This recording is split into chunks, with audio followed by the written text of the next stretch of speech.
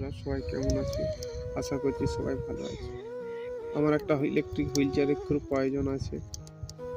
তো যদি electric wheel চেয়ারটা পাই তাহলে আমি মেঘে আমার পরিবারটাকে বাঁচাতে পারবো।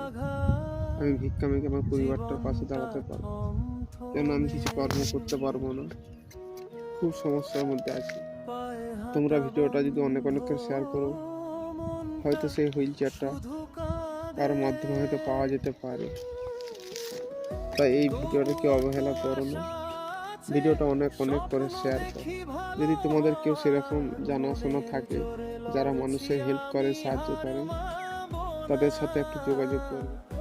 আমার কমেন্ট বক্সে কমেন্ট করবে, তাহলে সেখান থেকে আমি আমার নাম্বার দিয়ে দেবো। তো খুব প্রয়োজন আছে, আমার ওই ইলেকট্রিক হুইল চেয়ারটা খুব প্রয়োজন আছে। আমি এখানে দিলখান দাকে, মা মনসা সেবাশ্রমের ওই দাদাকে, সকলকেই বলেছিলাম আমার বাড়িতে আসতে, কিন্তু আজ অনেকদিন হয়ে গেল কি আমার বাড়ি আসে আর যোগাযোগও করেনি। তাই তোমাদের যদি সেরকম তাদের সাথে যোগাযোগ হয়, তাদের কাছে আমার এই বিষয়টা নিয়ে একটু আলোচনা করো, খুব উপকার হবে দাদা ভাই, দিদি ভাই, খুব উপকার হবে। মোবাইল হলো কথা, খুব উপকার হবে। তোমরা যদি একটু হেল্প করো আমাকে, এই ভিডিওগুলো যদি শেয়ার করো, খুব সাহায্য হবে। বারবার ধরে বলছি, আমার ইলেকট্রিক হুইল চেয়ারটা খুব প্রয়োজন আছে। তাহলে হয়তো আশেপাশে আমি বাজার দোকানে ভিক্ষা মেঘে আমি আমার পরিবারটাকে বাঁচাতে পারবো। খুব সমস্যার মধ্যে আছি, খুব কষ্টের মধ্যে আছি।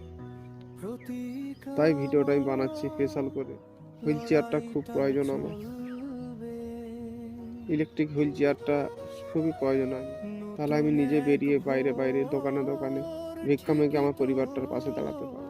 সবাই অনেক সাপোর্ট করো, অনেক ভালোবাসা দাও, আর সাপোর্ট করবে, ভালোবাসা দেবে, যেন এইভাবে তোমাদের মাঝে বেঁচে থাকতে পারে। তো চলো, ভিডিওটা আমি এখানেই শেষ করলাম।